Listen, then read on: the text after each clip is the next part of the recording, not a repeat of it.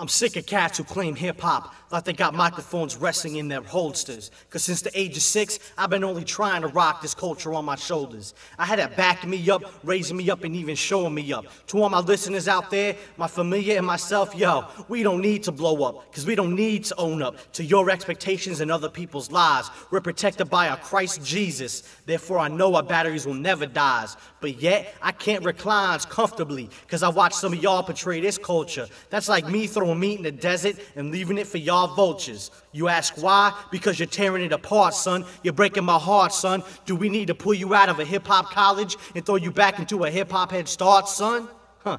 Your little ego is making your little world go round. Therefore, you do look funny to me, cause you're looking like a sad-faced clown. That's when I shed a tear, but that's only in fear, cause I pictured you on a stage making blood come to every one of those listeners' ear.